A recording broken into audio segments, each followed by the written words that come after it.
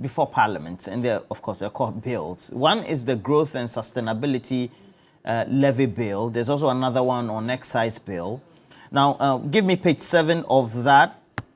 So the schedule is that we're going to have 5% of profit before tax levy on the following: banks, non-bank financial institutions, insurance companies, telecom companies liable to collect and pay the communication service tax, breweries or beverage companies, inspection and evaluation companies, companies providing mining support services, bulk oil distributors, oil marketing companies. What page are you looking at? Page 7 of the growth.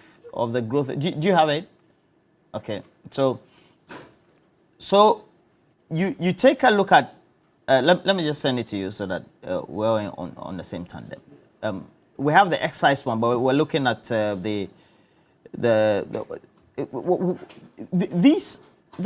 this is supposed to be levied on profit before tax, 5%. Why is the finance minister doing all this? We don't have enough taxes or tax handles? I think I can say yes to that, because if you check the number of people who pay taxes in this country, direct taxes is around entities and people is around 1.3 million. I've sent it to you, Mr. Jantua. Yes, and if you check our tax to GDP ratio is really around 13%, which is very lower compared to even the sub-region. And again, it's true that we came with a banner of moving from taxation to production, and we walked. So that's where we are. Yes, we walked taxation that talk. to taxation. Yes, we walked that talk, because between 2017 and 2020, we did not increase a single tax. We only abolished 17 nuisance taxes and levies, which is a fact in this country. The taxes are as a result of a lot of factors after 2020, COVID-19, Russia, Ukraine, and we all know that COVID-19 and Russia, Ukraine came with a lot of things, especially debt and unbudgeted expenses and so on. So definitely where we are in this country today, we need these tax measures to be able to really finance our budget. Very necessary at this point in time. Again, when we are saying that we're reeling under heavy debt, we cannot be borrowing to really pay the debt. We will still have to get the taxes within the country. If really you look at our tax revenue every year, just two line items, consume all the tax revenue. That is the remuneration of workers and payment of interest alone consume everything from our taxes. It should tell you that indeed we need more tax measures so that we'll be able to really. So this is justified.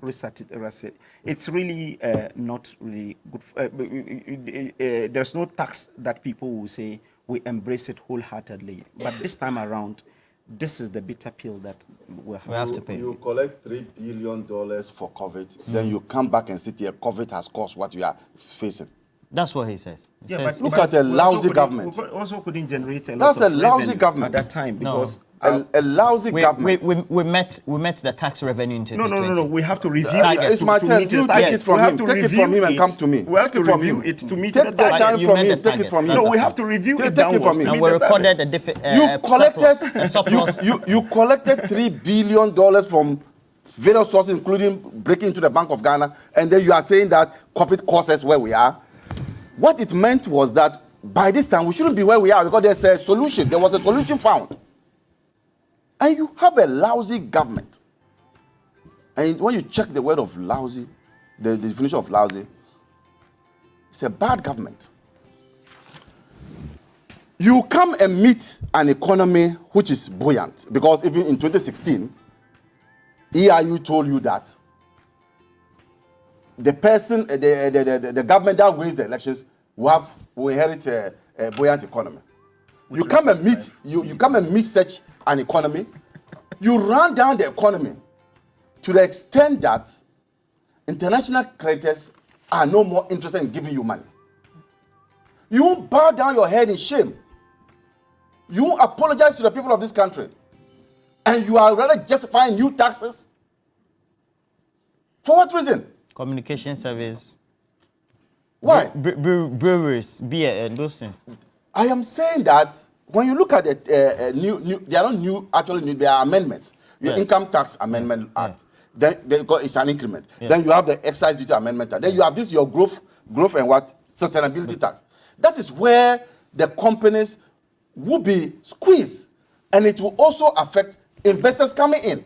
But they also pass this to the consumer. So when you go to your grocery shop, you should be expecting that prices will continue escalating, skyrocketing. How are you expecting us to live? Apart from, in Ghana today, apart from those who are appointees of this administration, everybody has been, is tight. Everybody is finding it difficult. Look, they are not even ashamed. How much did you take the fuel price from?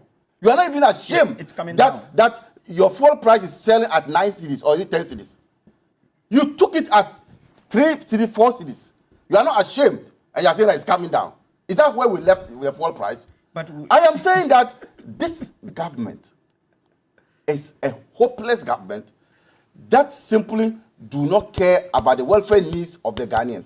These taxes are going to create more economic hardship for the people of this country. We must brace ourselves. Well, Mr. Jantua, should we have been imposing more taxes, or rather, we should have been cutting down on our expenditure? it's not a question of even raising more. Because the Vice President said from taxation to production, but now it looks like it is taxation to more taxation. It hasn't happened. We lose 3 billion annually in corruption. We lose 2 billion annually in illegal mining. VAT is about 13%. There's a huge gap. How are we closing the gaps? How are we handling the wastage? And government expenditure, how are they reducing the government expenditure? How are they saying, look, where we are today, some of these projects that we wanted to do, we cannot handle it, so we are cutting back. Have we heard that? And the Ministry of Finance, Kenoforiata, they don't learn. They don't know how to learn. The e-levy taught you that you need to communicate. Before they decided to bring these taxes in, did they communicate to the private sector, the business community? At the present moment, what's going to happen is that it's going to come onto, consumers.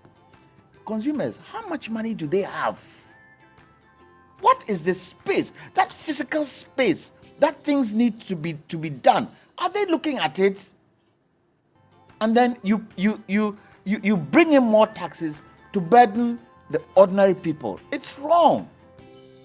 They have to be able to communicate. Number one, communicate with the private sector, communicate with the Chamber of Commerce, communicate with AGI, communicate with the informal sector. Find a way where you can sit and say, this is what we require. How can we do it? But you're not communicating. What they call stakeholder engagement. Do they understand it? Does Kenoforiata understand what stakeholder engagement is? All right. Because they take it as we, the party, are the state, so we impose everything. No, it's wrong. It has to stop somewhere. Well, thank you. You can't burden the people continuously like that. You can't. In the budget and they had Well, thank you very much. Awal Muhammad is a member of the MPP's communication team. He's also the PRO for the YEA, that's the Youth Employment Agency. You're a big man. You're a big man.